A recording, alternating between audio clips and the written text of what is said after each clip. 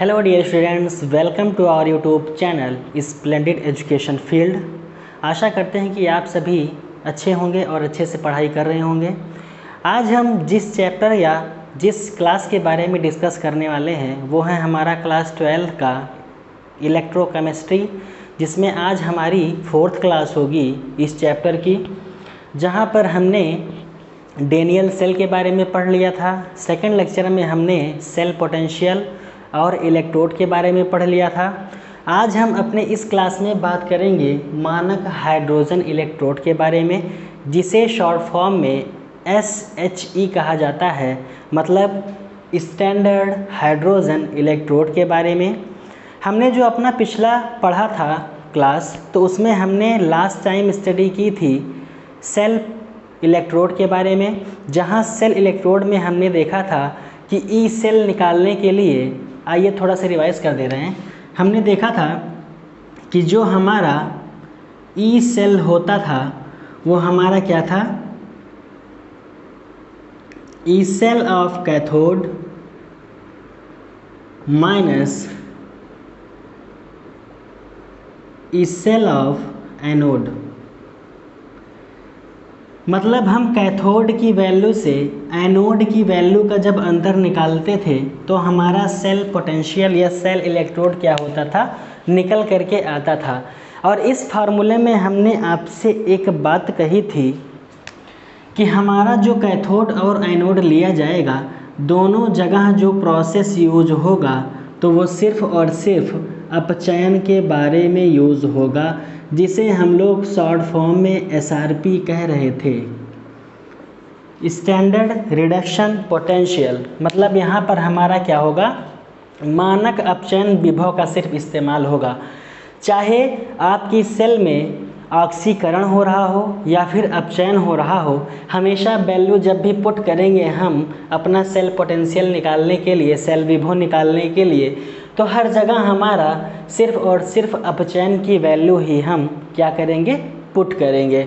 और इसके बाद इन दोनों का अंतर जब निकालेंगे तो वही हमारा सेल विभव आएगा।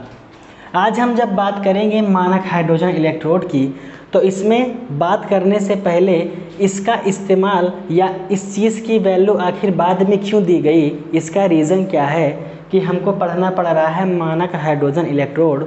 तो इसका रीज़न सिर्फ ये है कि जब हम कैथोड और एनोड का अंतर निकालते हैं तो वहाँ से हमारा सेल विभव निकल करके आता है, जिसमें हम वैल्यू पुट करते हैं अपचयन की दोनों जगह। लेकिन यहाँ पर इस मानक हाइड्रोजन इलेक्ट्रोड का इस्तेमाल इसलिए होता है क्योंकि आप तो यहाँ से सेल विभव निकाल लेते हो, लेकिन जो हमारी कैथोड और एनोड की एक पर्टिकुलर मतलब अलग से वैल्यू है, इसको फाइंड आउट हम नहीं कर सकते हैं। तो इस वैल्यूज़ को अलग अलग फाइंड आउट करने के लिए जो हमारा नेक्स्ट पार्ट आता है वही होता है मानक हाइड्रोजन इलेक्ट्रोड। इसकी सहायता से हम इसकी वैल्यू भी अलग निकाल सकते हैं और इसकी वैल्यू भी अलग निकाल सकते हैं। मतलब कैथोड की वैल्यू भी हम अलग से फाइंड आउट कर सकते हैं, एनोड की वैल्यू भी हम अलग से फाइंड आउट कर सकते हैं, जहाँ पर हमारा सेल विभव की वैल्यू क्या होती है, दी गई होती है। तो अभी तक जब हमने सेल विभव पढ़ा था तो वहाँ सिर्फ इन दोनों का अंतर निकालते थे।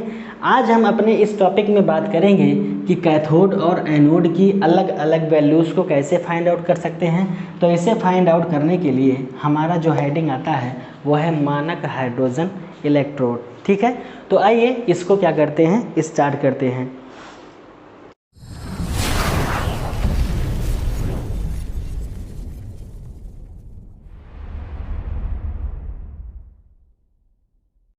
पहले यहाँ से एक लाइन हम लिख देंगे कि आखिर इसका इस्तेमाल बाद में आया क्यों। तो आप यहाँ पर एक पॉइंट बनाइए या फिर एक नोट लगाइए छोटा सा, और यहाँ पर आप लिखिए कि जो हमारा ई सेल है उससे हम सिर्फ ई कैथोड व ई एनोड की गणना नहीं कर सकते। ई सेल के द्वारा हम एनोड व कैथोड की गणना नहीं कर सकते। नहीं कर सकते। तो जब हमारे सामने वैज्ञानिकों के द्वारा ये पॉइंट आया कि हम सिर्फ ई सेल से इन दोनों का डिफरेंस निकाल सकते हैं, ना कि कैथोड और एनोड की अलग अलग वैल्यू, तो उन्होंने इस पॉइंट को मेंशन करते हुए एक नया हमारे सामने टॉपिक प्रेजेंट किया जिसे कहा गया मानक इलेक्ट्रोड विभव। तो आइए देखते हैं कि मानक इलेक्ट्रोड विभव हमारा होता क्या है, या मानक हाइड्रोजन इलेक्ट्रोड हमारा होता क्या है। ठीक है, तो बढ़ते हैं आगे।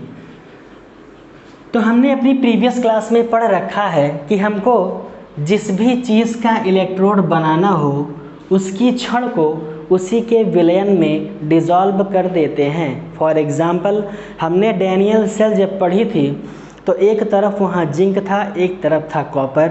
जिंक से इलेक्ट्रॉन निकल रहे थे तो जिंक की छड़ में हो रहा था ऑक्सीकरण, कॉपर पर इलेक्ट्रॉन जा कर के एक्सेप्ट हो रहे थे, इसीलिए कॉपर में हो रहा था क्या, अपचयन। तो कैथोड हमारा क्या था, इधर कॉपर था, एनोड हमारा क्या था, जिंक था। तो इसी तरीके से क्या करना है कि उस कॉपर और जिंक में हमको एक जगह इस्तेमाल करना पड़ेगा हमको हाइड्रोजन इलेक्ट्रोड के बारे में।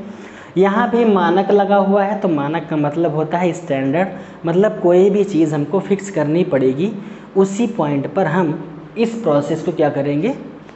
ठीक है, तो आइए देखते हैं कि मानक हाइड्रोजन इलेक्ट्रोड हमारा होता क्या है।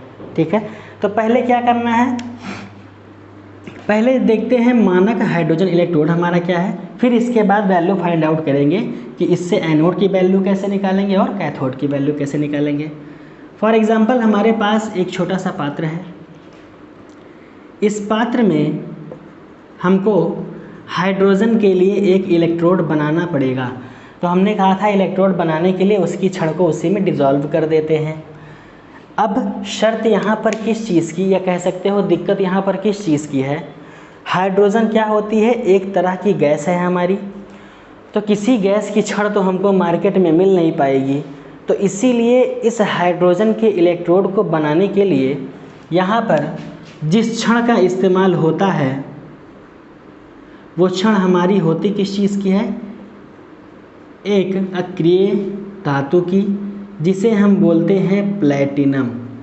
ये किसकी छड़ होती है, प्लैटिनम की छड़। क्योंकि हाइड्रोजन एक गैस है तो उसकी छड़ तो मार्केट में मिलेगी नहीं, तो हमको किसी न किसी तरीके से किसी न किसी चीज़ का यूज़ करके इस हाइड्रोजन इलेक्ट्रोड को बनाना पड़ेगा। तो वैज्ञानिकों ने क्या किया कि प्लैटिनम की छड़ का यूज़ किया, और इस प्लैटिनम की छड़ के लिए इन्होंने एक टेस्ट ट्यूब लगाया,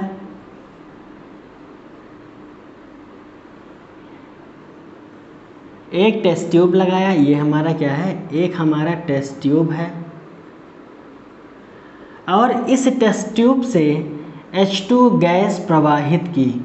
और हमने कहा था कि इलेक्ट्रोड बनाने के लिए उसी का विलयन बनाना पड़ता है, तो इन्होंने विलयन का यूज़ किया HCl, या आप इसके स्थान पर ले सकते हो H2SO4। हमने वहाँ पर क्या लिया था, CuSO4, दूसरे में क्या लिया था, ZnSO4। यहाँ पर आप चाहो तो H2SO4 भी ले सकते हो या HCl भी ले सकते हो, दोनों में से कोई भी चीज़। ये हमारा क्या हुआ, यहाँ से हाइड्रोजन गैस प्रवाहित होगी, और हमारा जो प्लेटिनम की छड़ है ये एक बेस की तरह यहाँ पर काम करेगी, जो क्या करेगी, इस हाइड्रोजन को यहाँ से ब्रेक करेगी और क्या करवाएगी, इसका ऑक्सीकरण करवाएगी या फिर अपचयन। क्योंकि इसको एनोड और कैथोड दोनों जगह की यूज़ करना है, तो आगे उसको देखेंगे कैसे। पहले हम नॉर्मली देखते हैं यहाँ से कि क्या प्रोसेस हमारा होगा। तो यहाँ से हमारा क्या होगा कि H2 हमारे पास में है, ये क्या करेगा कि अपने इलेक्ट्रॉन को यहाँ से त्यागेगा, तो बनाएगा 2H, इसके ऊपर प्लस, और प्लस में हमारा यहाँ से क्या आ जाएगा, 2 इलेक्ट्रॉन। देखिए हाइड्रोजन हमारा कितना होता है, 1, और इसकी अगर हम वैल्यू की बात करें आउटर मोस्ट इलेक्ट्रॉन की, तो यहाँ पर आउटर मोस्ट इलेक्ट्रॉन भी 1 होते हैं। यहाँ पर अगर देखते तो हमको 2 इलेक्ट्रॉन ना मिलता, इसीलिए H2 गैस की बात हो रही है। यहाँ पर हाइड्रोजन के एटम कितने हैं हमारे पास, 2, तो एक से एक इलेक्ट्रॉन निकलेगा, दूसरे से दूसरा इलेक्ट्रॉन निकलेगा, इसीलिए 2 इलेक्ट्रॉन हमारा क्या होगा, यहाँ पर बाहर निकल जाएगा। अब ये इलेक्ट्रॉन जब हमारा बाहर निकलेगा तो जा करके कहाँ इकट्ठा होगा, हमारे इस प्लेटिनम की छड़ पर जा करके इकट्ठा होगा। अब इस हेडिंग में एक चीज़ दी गई है क्या, मानक। तो मानक का मतलब होगा हमारा कोई भी कंडीशन हमको लगानी है। तो हम मानते हैं कि हमारा जो HCl है यहाँ पर, इसको हमने ले रखा है 1 मोल या 1 मोलर। यहाँ से हाइड्रोजन गैस हम इसमें प्रवाहित कर रहे हैं, जिस पे हमने प्रेशर लगा रखा है 1 बार, और यहाँ से हम स्टैंडर्ड टेम्परेचर ले रहे हैं, मतलब 298 केल्विन। तो ये सारी चीज़ें जब हम फिक्स कर देंगे तो वही हमारा क्या हो जाएगा, मानक। ठीक है, इतनी बातें क्या हो गई होंगी, आप लोग को क्लियर हो गई होंगी। अब इसमें अगर हम बात करें तो जब वैज्ञानिकों ने इस प्रोसेस को आगे बढ़ाया तो उन्होंने इसमें एक कंडीशन और लगाई। क्या? जब भी हम किसी विभव की बात करते थे तो हर जगह पर हमारा क्या लगता था, गैल्वेनोमीटर। गैल्वेनोमीटर का सिर्फ काम क्या था कि जो विद्युत धारा का प्रवाह हो रहा है या जो विद्युत धारा प्रवाहित हो रही है उसी के मान को क्या करता था, वो कैलकुलेट करके हमको बताता था कि टोटल हमारे इसकी विद्युत धारा का प्रवाह कितना है। ये चीज़ें जब बीच में यहाँ पर गैल्वेनोमीटर का यूज़ किया था तो उन्होंने 2 पॉइंट किसका यूज़ किया, उन्होंने जो SHE इसकी वैल्यू जो थी हमारी स्टैंडर्ड हाइड्रोजन इलेक्ट्रोड यानी मानक हाइड्रोजन इलेक्ट्रोड की, यहाँ पर जो उन्होंने सबसे पहली वैल्यू ली थी विद्युत धारा के प्रवाह के लिए, वो क्या ली थी, 0 वोल्ट। ये किसके अनुसार था, वैज्ञानिक के अनुसार।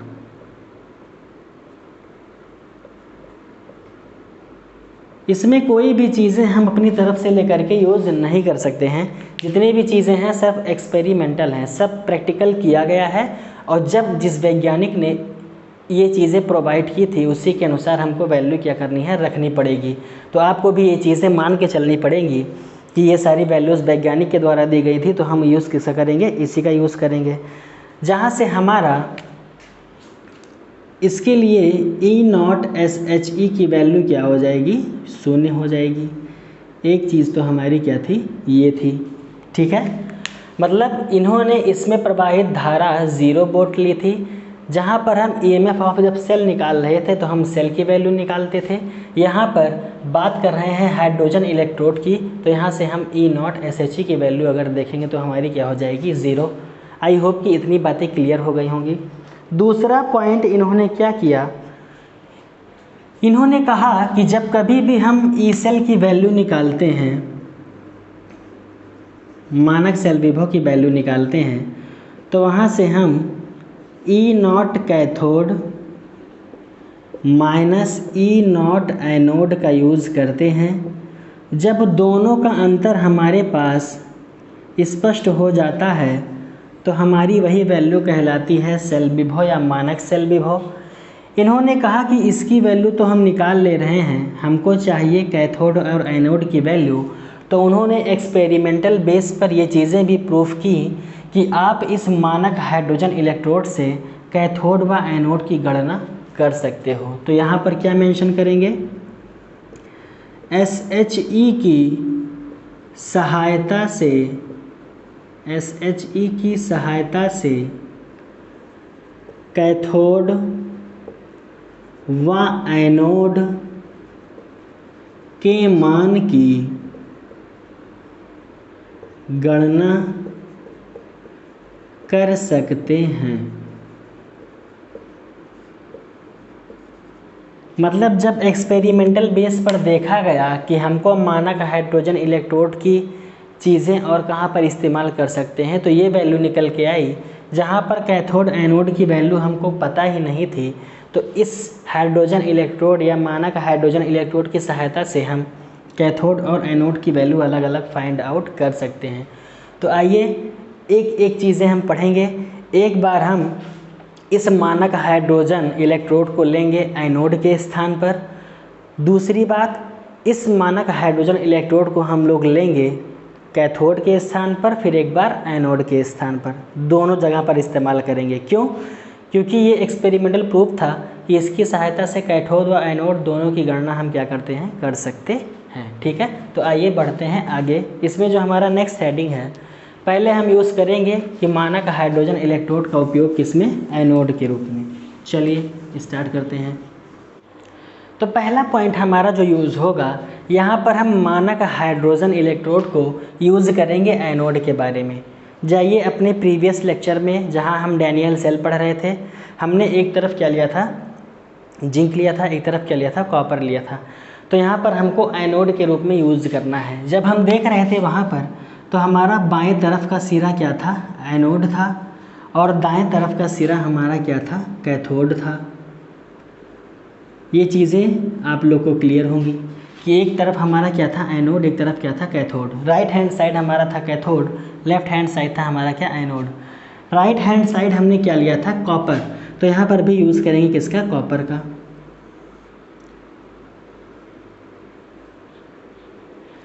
जहाँ पर हमने एक विलयन का यूज़ किया था, इस विलयन में हमारा क्या चीज़ था, CuSO4 था।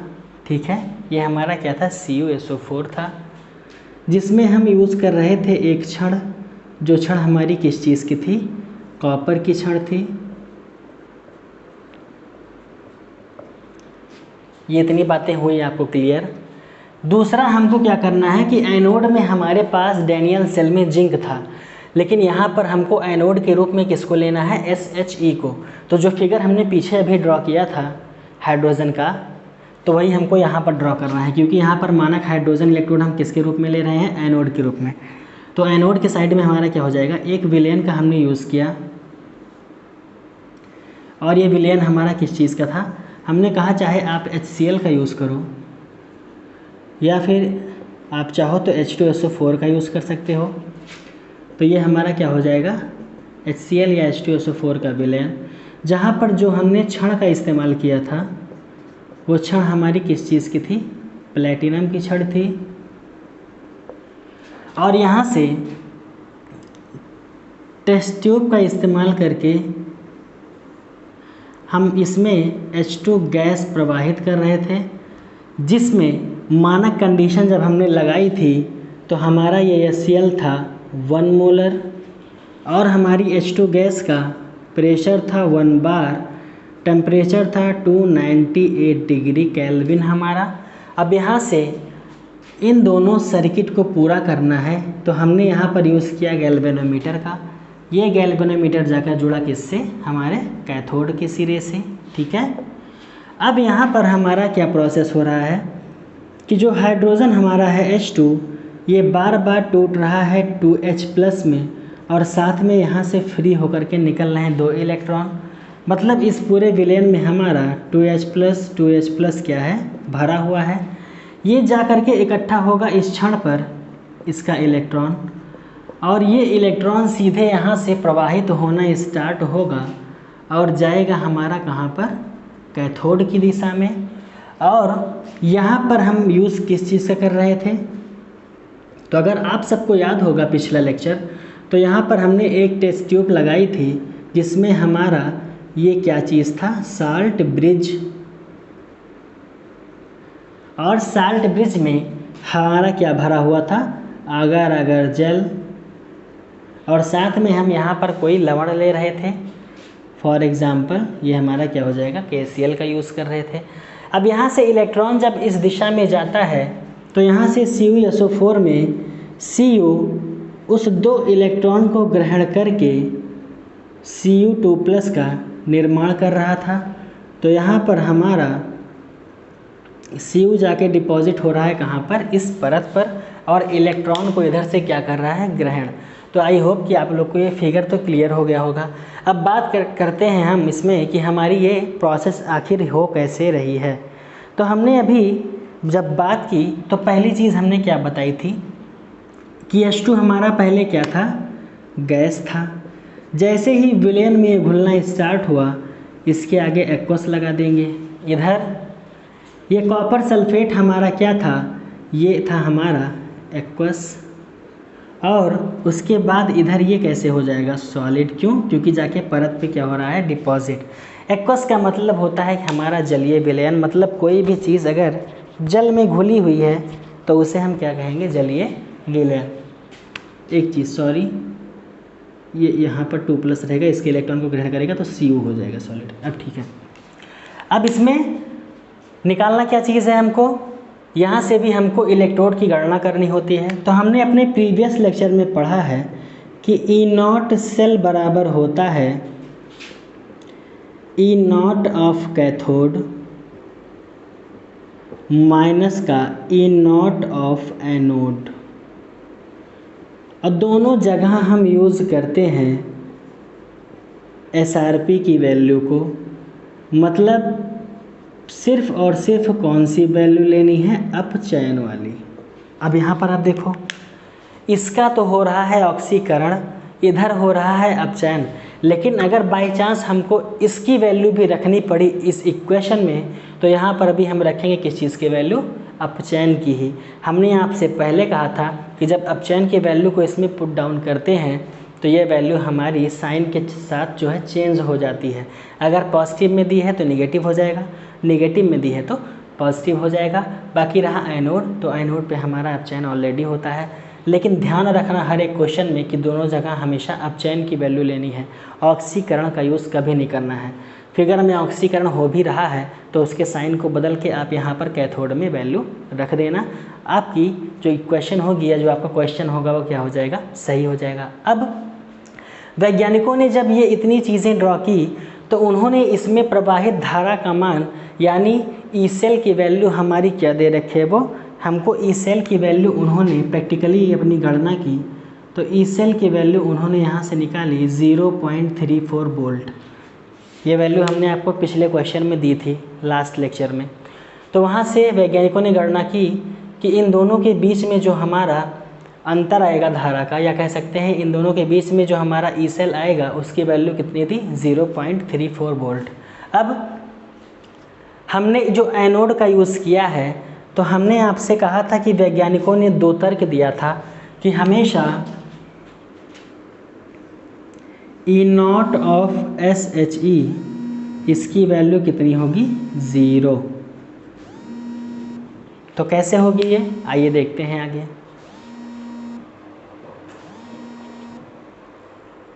अब यहाँ से अगर हम वैल्यूज़ को लेकर के चलें और इस इक्वेशन में पुट डाउन करें तो हमारा क्या हो जाएगा, ई नॉट सेल हमारे पास वैज्ञानिकों ने दे रखा था 0.34 volt is equal to E cathode की वैल्यू यहाँ पर कुछ नहीं है तो इसको ऐसे ही रहने देंगे, ई कैथोड माइनस ई एनोड की वैल्यू हमारे पास कितनी है, SHE में 0, क्योंकि एनोड में हमने क्या ले रखा है, हाइड्रोजन इलेक्ट्रोड, तो इसकी वैल्यू हमारी क्या आ जाएगी, 0। अब यहाँ से अगर आगे देखें तो 0.34 is equal to E cathode में हमारी जो इक्वेशन है यहाँ पर क्या हो रहा है, यहाँ पर हो रहा है कि कॉपर 2+ चेंज हो रहा है Cu में और माइनस का हमारा क्या हो जाएगा, ये 0। अब यहाँ से इसको इधर ट्रांसफ़र करें अगर उस तरफ तो हमारा यहाँ से अगर देखें तो Cu+2 Cu is equal to आ जाएगा 0.34 वोल्ट। यहाँ से अगर हम कैथोड की वैल्यू को देखें तो 0.34 वोल्ट हमारा आएगा कब, जब हम मानक हाइड्रोजन इलेक्ट्रोड को ले रहे हैं किसके रूप में, एनोड के रूप में। तो ये इतनी इक्वेशन आपकी क्या हो गई, प्रूव हो गई। अब इसमें जब हम बात करेंगे अपने अगले पार्ट की तो वहाँ पर हमको SHE लेना है कैथोड के रूप में। तो जहाँ पर ये एनोड का स्ट्रक्चर हमने बनाया है इसी को उलट के कैथोड की तरफ कर देंगे और जो हमारा जिंक यहाँ पर लगा था वो वापस से यहाँ पर लगा देंगे, तो हमारा हो जाएगा किसके, कैथोड के रूप में। आइए फाइंड आउट करते हैं SHE कैथोड के रूप में। यहाँ से अगला पॉइंट हमारा है कि हमको SHE का यूज़ करना है किसके, कैथोड के रूप में। तो सेम है सारी चीज़ें वही। डैनियल सेल में हमने यूज़ किया था इस तरफ जिंक, तो हमारा ये सिरा क्या था, एनोड, ये सिरा क्या था, कैथोड।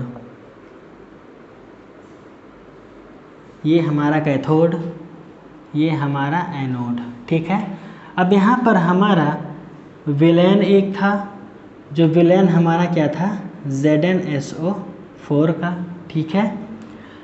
इस विलेन में हम जिस छड़ का यूज़ कर रहे थे वो छड़ हमारी किस चीज़ की थी, जिंक की थी।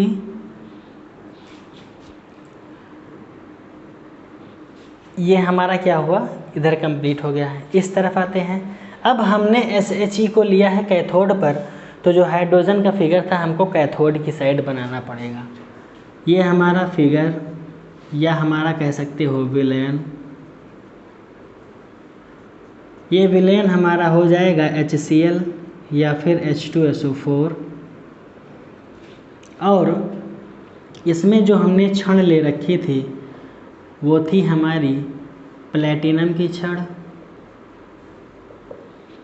और यहाँ पर टेस्ट ट्यूब के द्वारा जो गैस प्रवाहित की जा रही थी वो गैस थी हमारी क्या, H2 गैस। हमने HCl की वैल्यू को यहाँ पर माना था 1 मोलर, क्योंकि मानक है तो हमको लगाना पड़ेगा कोई ना कोई पॉइंट। और यहाँ पर जो प्रेशर था 1 बार था और टेम्परेचर था स्टैंडर्ड 298 केल्विन। इस एनोडिक और कैथोडिक सिरे को गैल्वेनोमीटर की सहायता से हम कनेक्ट कर रहे थे और हमने यहाँ पर यूज़ किया था सॉल्ट ब्रिज का। ये हमारा हो जाएगा सॉल्ट ब्रिज, जिसमें भरी हुई थी क्या हमारी अगर अगर जल। ठीक है, ये इतना प्रोसेस हमारा क्या हुआ, कंप्लीट हुआ। अब बढ़ते हैं आगे। आगे बढ़ने के लिए क्या करना है हमको, इस इक्वेशन में दोनों में देखना है कि ऑक्सीकरण अपचयन की वैल्यू। यहाँ से ZnSO4 में हमारा जिंक 2 इलेक्ट्रॉनों को लूज करके Zn+2 में चेंज हो रहा था और 2 इलेक्ट्रॉन जा करके इस सरफेस पर, इस जिंक की रॉड पर बैठ जा रहे थे। तो इसमें क्या था, Zn+2 Zn+2। अब ये तो हमारा हो गया ऑक्सीकरण। यहाँ से इलेक्ट्रॉन प्रवाहित हुए, गए हमारे किस दिशा में, कैथोड की दिशा में, और जा करके कहाँ पर मिलेंगे अब, हाइड्रोजन इलेक्ट्रोड की दिशा में। उधर क्या होगा, जो हमने मीडियम ले रखा था, यहाँ पे हमारा हाइड्रोजन पहले था 2H+ के लेवल में। 2 इलेक्ट्रॉन इधर से आए, इसने उन 2 इलेक्ट्रॉन को ग्रहण किया और बन गया H2 के फॉर्म में। तो इस पे जो H2 हमारा था वो जा कर के डिपॉजिट कहाँ हो रहा था, इस प्लेटिनम की छड़ पर। अब दोनों तरफ की हम सेल विभव निकाल लेते हैं। दोनों तरफ अगर बात करें सेल विभव की, तो ये हमारा कैसा वैल्यू था, एक्वस। ये हमारा क्या था, सॉलिड। ये हमारा कैसा था, सॉलिड। ये हमारा क्या था, एक्वस। अब यहाँ से अगर हम गणना करें E0 ऑफ सेल की, तो हमारी वैल्यू आ जाएगी E0 of cathode minus E0 of anode.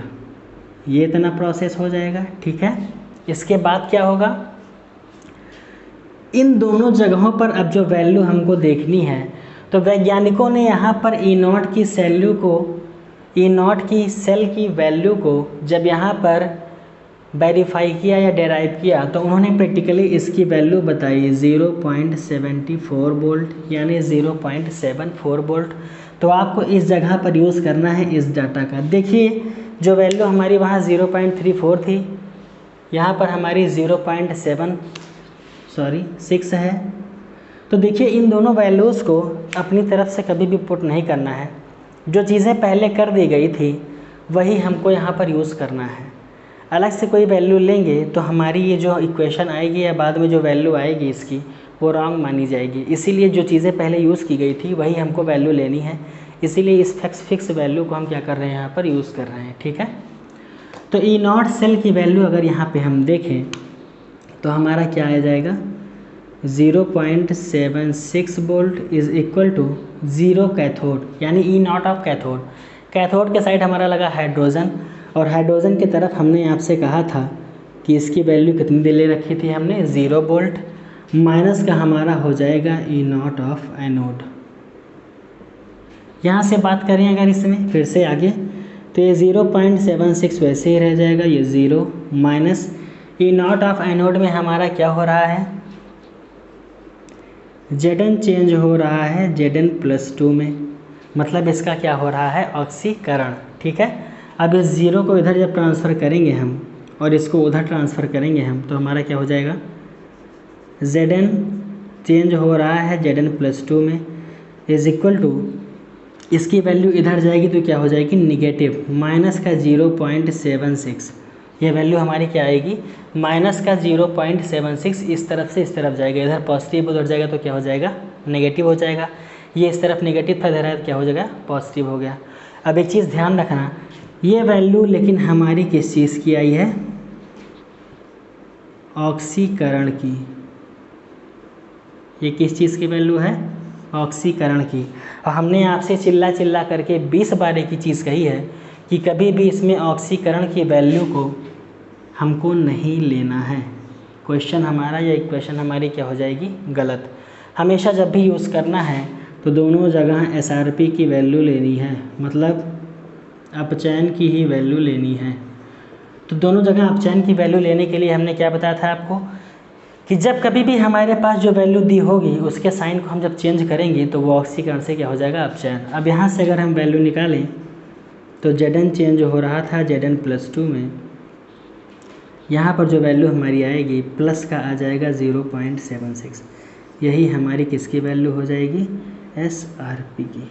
ये हमारा क्या हो जाएगा, ये था हमारा आज का टॉपिक कि मानक हाइड्रोजन इलेक्ट्रोड हमारा क्या होता है।